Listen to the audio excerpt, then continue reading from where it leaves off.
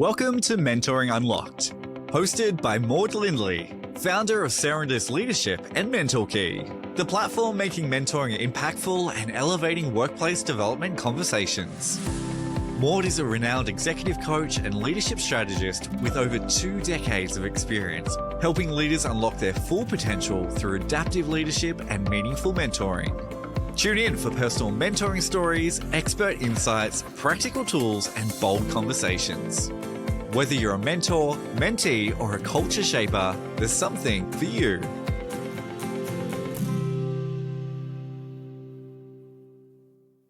Welcome to Season 3 of Mentoring Unlocked, and my guest today is Michaela Wortley. Michaela, you are Oceania Inclusiveness business partner at EY, and we've known each other for so many years, I can't even count.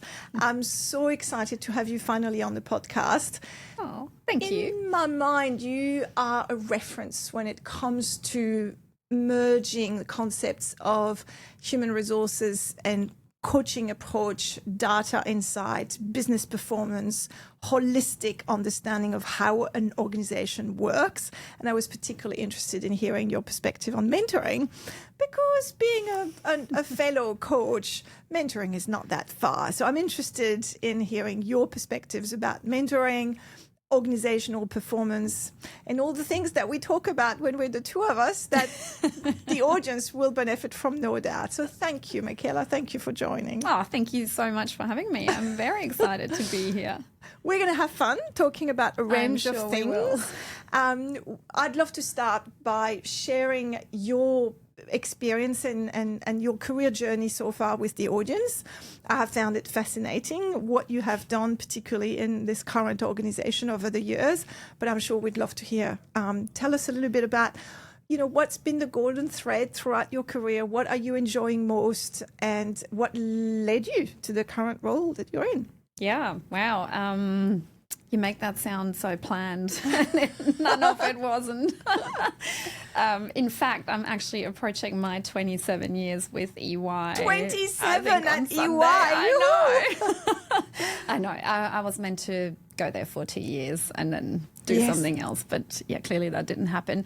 So thread through my career is probably my passion for human resources, leadership more broadly. So my career spanned over majoring in HR at uni back in Germany, writing my thesis with my manager from a previous organization who had then moved to EY. So she asked me to write my thesis, which was the first online application form we ever created. So that's how long it's been. And then I ended up staying and, had roles in recruitment, kind of national recruitment strategy, broader HR. Managed to go on a secondment for 1 year to Australia to work there with EY. And I guess the rest is history. I'm clearly still here. When was that, Michaela, that you came for 1 year to Australia? In 2003. But I stayed obviously with EY, always getting experiences to do something slightly different. And then my journey led me through a number of different areas of HR and leadership roles there. And then I was really looking for something to stretch myself a bit further. And that's how I got to coaching, initially just as a skill development for my stakeholder management in HR. But I clearly fell in love with it and then had the opportunity to move into learning and development, leadership development, and then build the coaching practice at EY for the last 8-9 years. Tell us more about that. You built the coaching practice at EY. I mean, that's a pretty exciting statement. And certainly for me, who interacts with many HR partners in many different organizations, I have always been fascinated and in awe of an organization who recognizes the strategic lever that coaching can be and actually invests in people within the organization to deliver this. Tell us, how did it come about? And actually, you kind of told me the story. I'm wondering if you're going to tell the same story. Well, if I told you the truth, I should. And again, you make it sound so planned. It wasn't actually. It was really, as I said, I did my coaching training for skill development. EY had agreed to pay for that. Yes.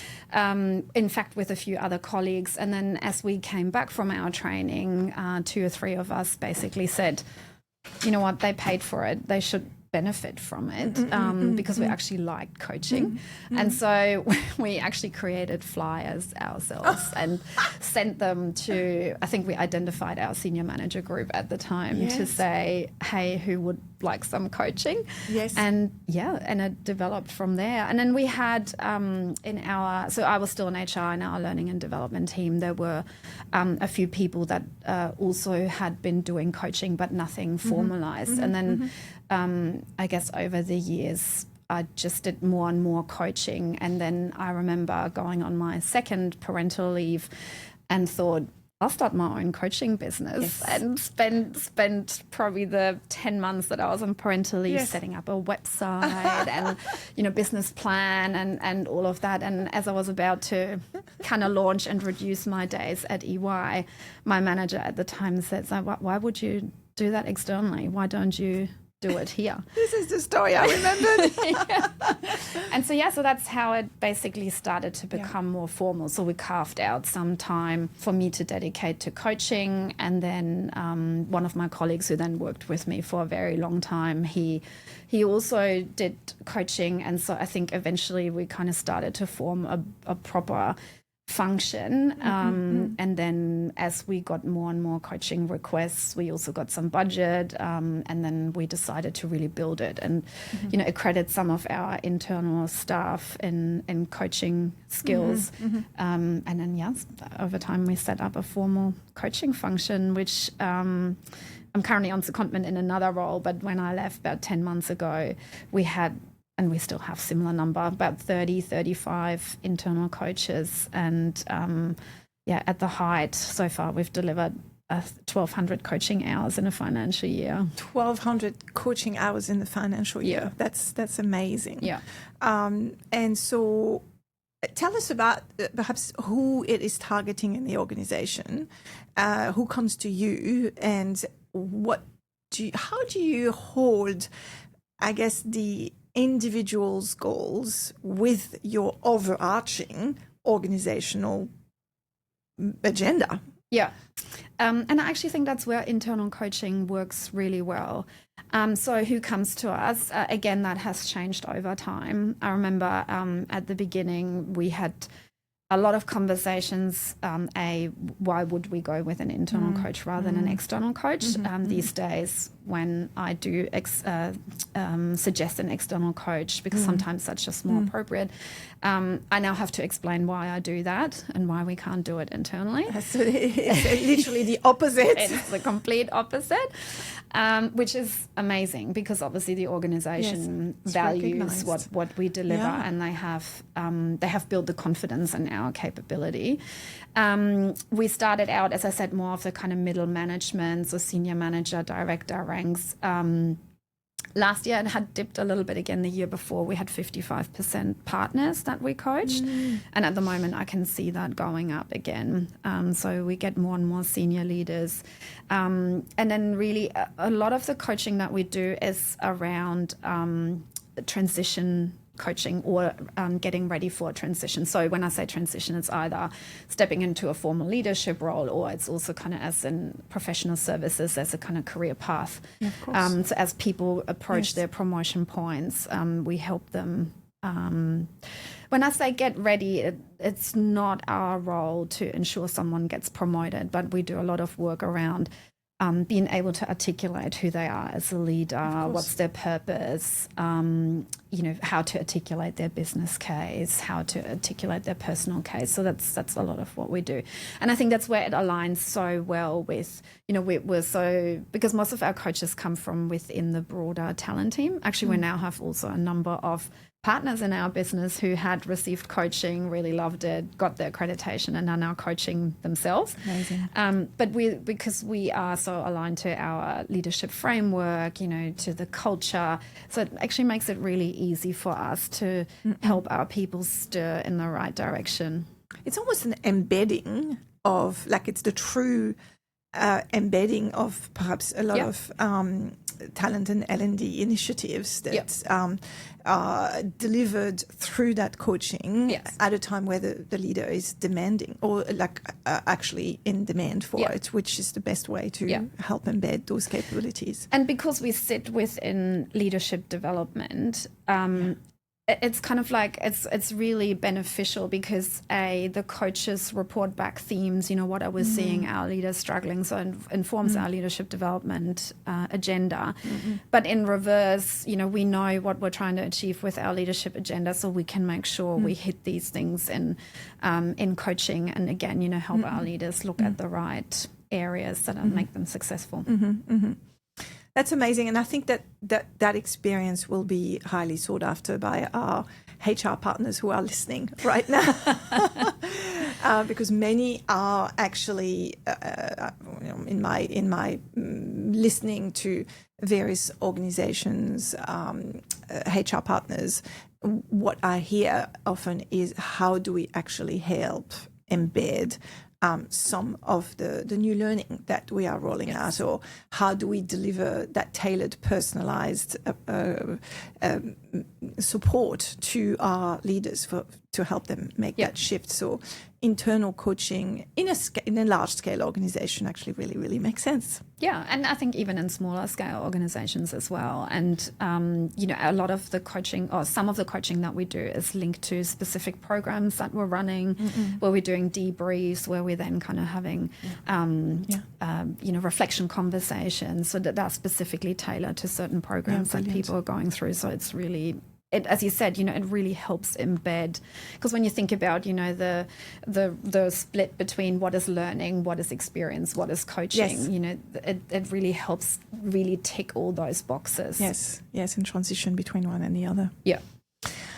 What a great, passionate career in terms of making a difference within an organization. Michaela, tell us about the mentors in your life, in your career. Yeah. That is a really interesting question, because I had to think a little bit about that. For someone who works in that space and promotes mentoring programs, my reflection was that the most impactful mentoring I have received in my career was informal. And I think at the time I didn't even know it. And I was probably really lucky to have two strong mentors really early in my career. And in fact, I caught up with one of them, who is my first manager from back in Germany. And I recently had a phone conversation with her, because I actually realized, having conversations like this, that I have never told her what an impact she had on my career and where I am today. So we spoke for 2 hours the other day, and it was so nice. And I finally had the opportunity to tell her. But all she basically did was just... whenever I went, and we still had offices at the time, separate offices, and if I would walk into her office as a real junior, straight out of uni, I would say, Christine, what do you think I should do? And she would never answer. She would always sit me down and say, what do you think we should do? And I've told the story so many times. At the time, I thought, well, if I knew, I wouldn't ask. And clearly I don't know what I'm doing. But over time, first I learned never go unprepared into her office. So really forced me to think. But also what it actually did to my confidence and my own credibility, and how it actually helped me build a profile. Because, what she did was teach me to think for myself, have a point of view, but then also be able to articulate that point of view And she was really good in making sure that others understood that was my point of view. So she never took credit for my work or my ideas. Amazing. And that has an incredible kind of acceleration effect on your brand. And then when I came to Australia, I had another German lady, actually, who I used to work with in Germany. She had married an Australian man and had started working in the Australian office. How unusual. Well. Very unusual. And she was in many ways similar but different, so different style. But so with her, under her leadership, I moved into generalist HR. And she did the same thing. You know, she gave me confidence right from the start that, you know, I had a point of view that I can do this, lean into opportunities. And I think that those two leaders built such a strong foundation for me that still carries through. Yeah. And I can't help but hear you actually describe what the mentors were doing for you, which was actually mirroring back and asking the question back to you, which is obviously the very principle of coaching, as you don't tell, you ask. Yes. So as a manager, they were role modeling that very coaching principle. Yeah. And I do believe that, you know, especially with my first manager, I did say to her, I think you're the reason why I am a coach today. Yes. Because you experienced firsthand the power of coming up with your own answer. Yeah. And at that time, coaching, like Was formal not a thing. coaching wasn't really a thing, right? I didn't even know what she was doing. And I don't think she was deliberately trying to coach. That was just her style. Yes. So that's a good transition to my next question, which is about coaching. Obviously, this is the highlight, the golden thread, the thing that has driven you throughout your career. Tell me about what makes you passionate about it.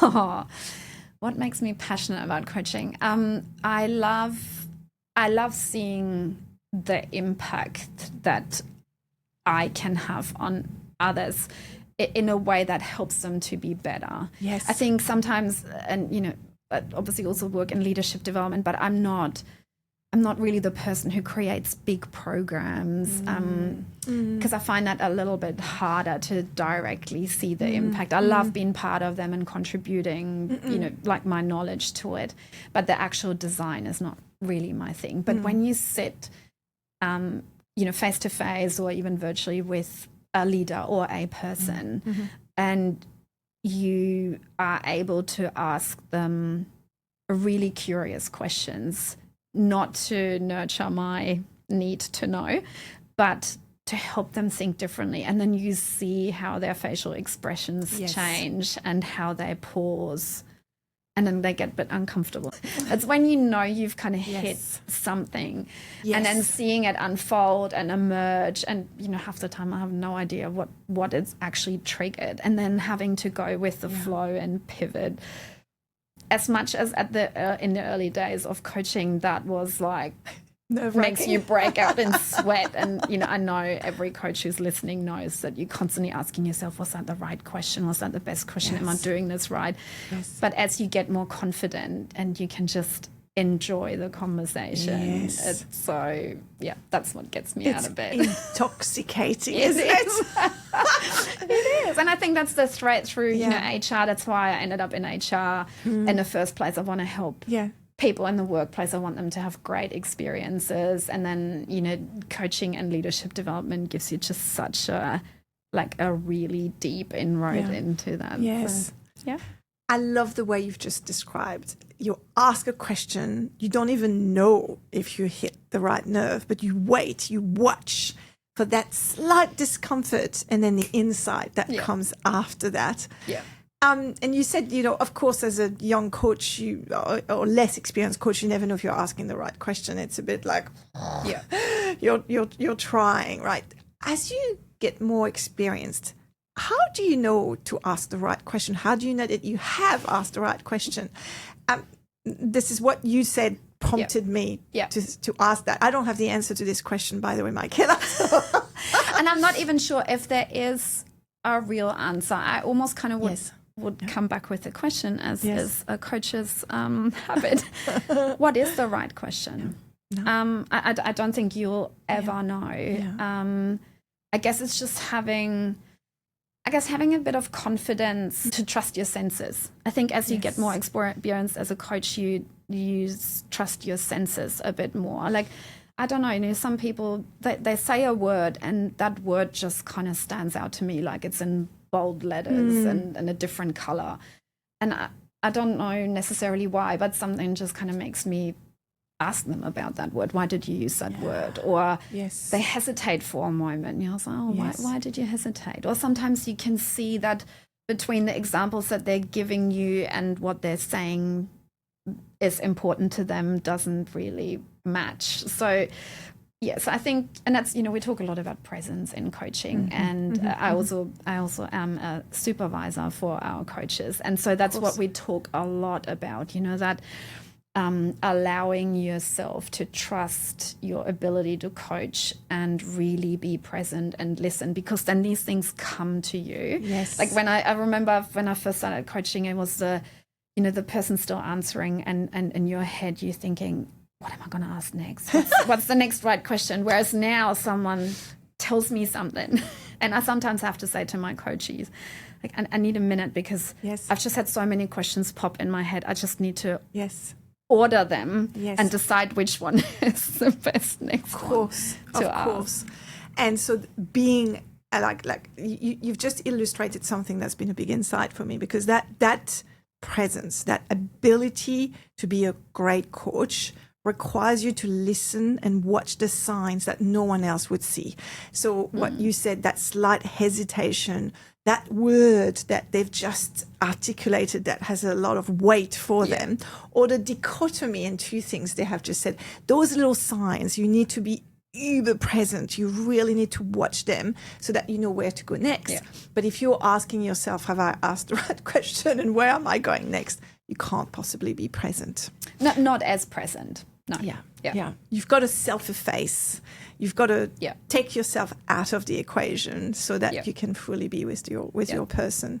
Can you share with us a recent, or not so recent actually, exhilarating moment for you in coaching? As a coach, something where you walked out of there and you felt, I've ignited something, or I've really did my job today.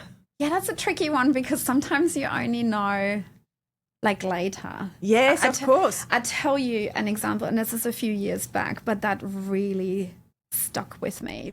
So this was someone I coached when I was reasonably early on in my coaching career. That person had just been promoted to partner. Yeah. Interesting character. I sensed a bit of kind of hesitation to being coached, and you feel someone's got their walls up and, I know all these things, etc. So I didn't feel he got a lot out of that. We finished the coaching, everything was fine, but I did think, that wasn't my best work, and I'm still a baby really in coaching. Fast forward probably about 8 years, one of our senior leaders approached me and said, hey, I'm kind of mentoring one of our partners that really I think would benefit from coaching. Can you work with that person? Yeah, sure. So he gave me the name. I was like, ooh, you might want to ask him if he wants to work with me, because I worked with him quite a few years back. I don't think he had the best experience, but no hard feelings. I find him one of our other coaches. And he's like, okay, I'll ask him. He came back and he said, oh no, he remembers you and he really wants to work with you. Okay. And that was probably one of the most profound coaching engagements I completed, because the second one. Wow. And we did a leadership circle 360. Yes. That person opened up so much. We've had such in-depth conversations. I have actually hardly ever seen anyone that embraced the coaching. Wow, that's vulnerable. So much. Very vulnerable, very really reflecting, really taking feedback on board. And he ended up writing a letter or an email to our CEO saying, I just want you to know that was the best experience I've ever had, like in terms of, helping me develop. And it came from something that I thought, that's not going to fly. And that's perhaps the second lesson in coaching, your first lesson being presence, but the second lesson is that it has to be the right time for the person. And maybe when you coached that person several years ago, they weren't ready to go there with you. And sometimes that's okay. It has nothing to do with your capabilities. And look, I think it probably was a combination of things. But I also, the other lesson I take, and I've had a number of examples over the years, and I keep telling my supervisees that I've had moments where I thought, you really should give up coaching. I mean, you know, what was that? You should not call yourself a coach. You know, I wish we could just wipe this session because I don't know what they got out of it. I really wasn't at my best. And often when I had that feeling, they would come back to the next session, and I always start out with, you know, so any reflections from last time, you know, any insights, what did you take away? And that was so profound. Really? What did I do? But I think the message there is it's you don't know what's happening to that person, right? Yeah. We in our coaching training, we learn the coaching happens after the coaching, and it is so true. But also, you don't know what you hit. We don't know what happens for them afterwards. Yeah. They might not be ready in the moment to really talk about that or go there. They might not even notice it in the moment. But also, it's not about me. It's not about me, how well I feel I am doing. Yes. It's about them and the impact they have. Yes. But also I think you also need to have the courage as a coach to, and I regularly do that, to say, what's working? What would you like me to do differently so that I can get a sense check? Yeah. In some ways, what I'm hearing you say is that as a coach, so a human being who is external to that brain that you're coaching, you can never be in it. And so therefore you can never really know what's happening for them. And they need to keep that ownership, I guess, of their own development. And they just, you invite yourself in to some extent, but they still drive that bus, right? They do. Terms of where to take the questions that you ask. Yeah. You can only be a guest. Yeah. And I think that's actually the same in mentoring as well. That was my next question. I love this. I don't want to jump ahead. Do jump. This is exactly where we're going. What's the difference between coaching and mentoring? We've just had quite an in-depth exploration of coaching, and I love your 3 lessons. But tell me about the mentors who are listening to us. What can they take away from those coaching lessons? I think because mentoring is technically defined as, you know, sharing experiences with someone else so that they can decide what they want to take from it and what works for them. And I've seen mentors who take that very literal. Yes. And basically have a mentoring conversation that goes for an hour, and the mentee says nothing. And they dish out a lot of advice. And coaching is obviously complete opposite. You do not give advice. I mean, you might share, you know, learnings you have seen from other people, things that other people found useful, but again, it's for the other person to take or leave.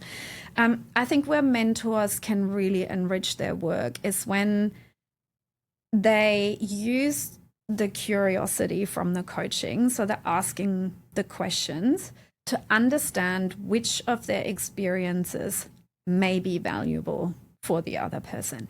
And then also, you know, once you've shared an experience that you had, to pause and ask, what does that have you think? What are you taking from that? How might or might that not work for you? If it doesn't work for you, what could be a version of that could work for you? So, you know, yes, sharing the advice and the experience, but then helping the mentee to tailor that. And I think that's where often mentor relationships are not that successful, because the mentees don't take that extra step, and they just feel like someone's going to tell them, you know, how to progress their career or how to get promoted. But that's not really what mentoring is. I love this. Essentially, what you're saying is mentoring should embrace coaching skills. So as a mentor, of course, you're there to share your experience and your learning, but don't think that that's going to actually have an impact on your mentee unless you're using some of the coaching methodology. to help embed. Yeah. One of my red flags is when someone starts out, not just in mentoring. To be honest, I think curiosity and coaching, core coaching behaviors should be present in every conversation to make every conversation better. But when someone starts out with, you should, that is a very red flag for me. Should. Yeah, you really should. This is what you should do. Yeah. I mean, how many people will take on that advice if someone starts out with, you should. What you need to do is, that's just not, that doesn't really help someone to really find a way that works for them. We're all different, right? We have different preferences. We have different styles. We have different fears. Like, what works for me doesn't work for you or for everyone else. So you need to find what works for you. And that's, I think, where sponsorship or mentorship or coaching really adds value. That's when it actually adds value, because if you just tell them what they should do is what you have done or what you have observed, not only will they not necessarily find it relevant, but this is not the way they will be able to actually embed the advice. No. Yeah. And especially if you think about, kind of driving diversity and driving inclusiveness. It's like if you just pass on what worked for you, it just kind of drives sameness, and it doesn't actually open up like insights, awareness, different perspective. Okay, I'm going to do exactly as you do with your coaches, which is like, oh my God, I've got two lines of pursuit here in my head. One which is about mentoring and coaching, because I felt we could, you hadn't finished on that, but you've just opened a new Pandora box there about inclusion and diversity of thought and mentoring. So let's come back to this, but I just want to ask you one last question, because obviously what you've just shared about your coaching technique was so inspiring, Michaela, the way you talked about the humility that you bring as a coach and the discipline in being present and really listening. This can sound daunting for our mentors. So can you tell us can you give us some insights into, as a mentor who is not trained as a coach, what are some of the things that we need to do to avoid the you should do this? And it's not lost on me that I'm asking you advice. Do not respond with a question. Okay, I won't this time. It's interesting because maybe about 2 years ago, we talked about bringing coaching capability more broadly across the organisation, which we're yet to do. But when we embarked on thinking that through, what we identified as, okay, well, there's really probably 2 or 3 core behaviours that if everyone would have them, you don't need to be in your head whether am I coaching now or am I giving advice or am I having the right performance conversation. I think those 2 or 3 behaviors are curiosity. You really, and when I say that, I mean ask a really curious question. And then the second one, which is I still don't know which one's more important. I think they're the same. The second one is listening. So, you ask a question, really listen what someone tells you. Yeah. And then the third one is something along the lines of, playback reflections. What am I hearing? How is this going to inform that person's thinking? Now, everyone can do that. To me, it comes down to taking a genuine interest in the person that you're sitting opposite.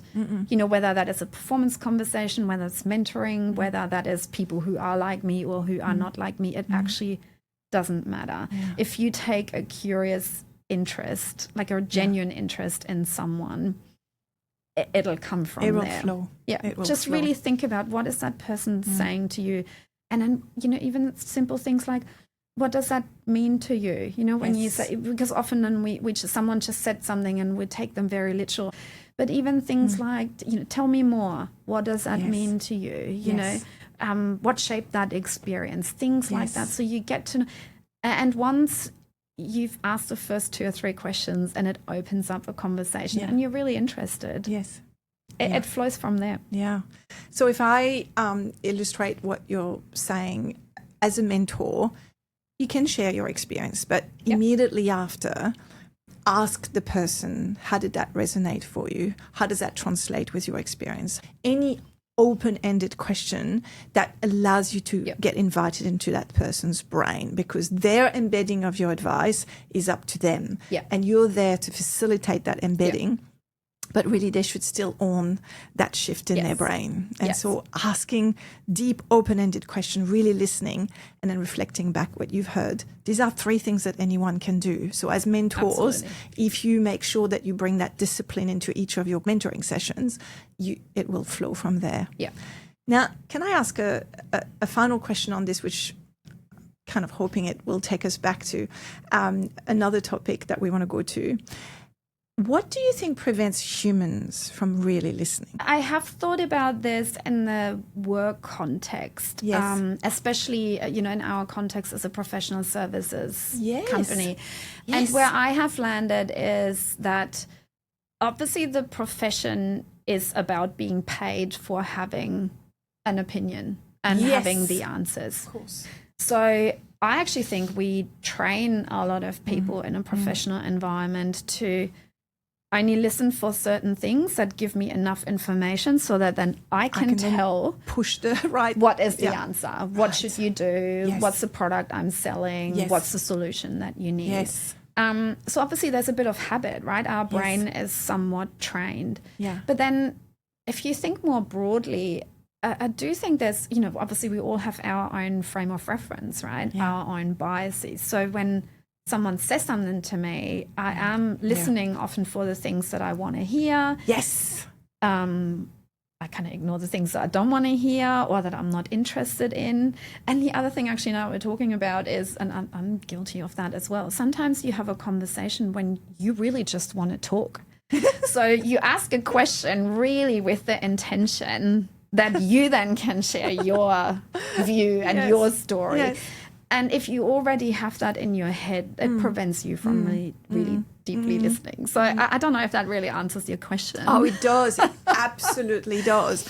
And I love that idea, first of all, of, being the expert and expected to be the expert is a default that we will revert to very often. Our biases, we want to relate to people, so we'll find things that they say that relates to what we know. And then often, we want to talk. I experience that often. I'm just excited to talk. Can I relate this to the path we didn't take before, which was about inclusion, diversity of thought? What's the relationship in your mind? I mean, obviously you're in a secondment today as an inclusiveness business partner at EY. What are the parallels, the connections, the transition or the enablers that you find between inclusion and coaching? To be honest, I think ultimately a lot of what inclusion is about leadership behaviors, right? At the end of the day, it's how I show up, how I show an interest in the people around me, how I'm prepared to ask and listen and reflect and flex or be agile. That's ultimately what makes effective leadership, and that's also what drives inclusion. So to me, the two are just kind of connected. So I look at inclusiveness, the broader inclusiveness agenda, as a big part of that is leadership, really. And you've told us that coaching was a big part of leadership, and you've just illustrated why. Because when you're truly listening, you're truly prepared to challenge your own views, which is the very principle of inclusion. And it encourages others to really share their ideas. It makes it more inclusive for different perspectives, different thinking. You understand where someone's coming from. It's easy to look at an idea and kind of go, no, that's not going to work. But if you understand how someone got to that, you might actually see the point, or you might see, that makes sense. Maybe if we tailor it that way, it could work. So I think there's so much missed opportunity by not asking enough questions. Perhaps this is a good way for us to finish on. How can mentoring enable more inclusiveness in the workplace, or inclusive leadership in the workplace, do you think? I think the way it enables it is by exposing yourself to, especially formal programs, obviously expose you more to people that you wouldn't naturally mentor. I think that's the real difference between mentoring that occurs naturally, because I think you're probably more drawn to people that, where you see yourself in them, or you see they have similar traits. Formal mentoring programs obviously force you a bit more to go outside of your comfort zone. And I think especially when it is mainly matched by, what someone's looking for and what someone has to offer, rather than, do we come from the same background or whatever it is.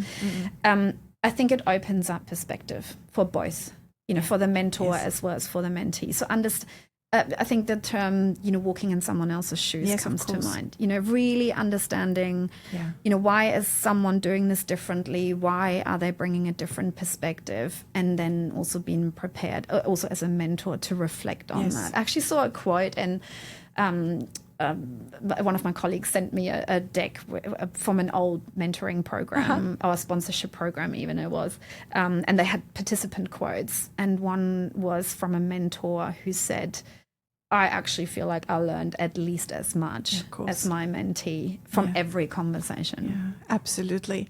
And what a great demonstration of what you were telling us before, which is that it's all in the listening. Yeah. And so if you really, really interrupt your own thoughts and your own opinions to be at the service of someone else, then you grow as a result, because it challenges your own perspective of things, which is really about inclusion. Yeah. And it also, I think it creates more self-awareness, right? It challenges you to really see others, see other experiences. How is it different to mine? And how might I have more opportunities to really proactively embrace that and look for it? Brilliant. I love everything that you have taught us today. Thank you so much, Michaela. I've got the rapid 5 questions, which allow us to sort of wrap up all of this. But what I'm really taking away is that that's such a powerful way for you to talk to us about presence in coaching, and really, really listening to challenge yourself. And don't ever think that you know what's happening in someone else's brain from your example about this coaching. Yeah. Thank you so much. Let's go to the rapid 5. Okay. The biggest myth about mentoring is? That they fix, from a mentee's perspective, that's going to fix my problem, or it's going to make it happen for me. Like if you don't put in the work yourself, it's not. The leadership capability that mentoring can truly have an impact on, or the best impact on? Do I have to pick one? To be honest, I think it comes down to, that kind of perspective and awareness. Perspective and awareness. Brilliant. Tell us about perhaps the misconception or the missed opportunities for people who create mentoring programs. What should we avoid as mistake in launching and creating, designing mentoring programs? I think one of the biggest mistakes that I can see that really has an impact is not carefully think about the matching process. Yeah. What should one or two things that we should be aware of when doing the matching? I think it definitely should be about what is someone looking for and what does someone else have to offer, so that's matched. I've seen random matching. Yes. I've seen matching based on kind of different industry experience, or, cross learning. Yes. I don't think that works very well. I think it really needs to be about what am I looking for and what do I need, and who has some experience, because otherwise it's not that relevant. Yeah, brilliant. A book, an article, a podcast that you would recommend to us that's been particularly impactful for you? Yeah, and I have been recommending that a lot lately. I got introduced to Erin Meyer through a webinar she ran. Yeah. I read the Culture Map first, but the real winner for me at the moment is No Rules. Her book about the Netflix culture. Oh, brilliant. So many leadership lessons, so many lessons about, how empowering, how building trust, how embracing different perspectives and different thinking can make an organization so successful, and so many myths busted in that. Amazing. And of course, what a great representation of the performance impact of diversity and inclusion. No Rules rule from Erin Meyer. Yeah. We shall tune in. And retasting, so she co-wrote it with the Netflix founder. Oh, fantastic. And the future of leadership is?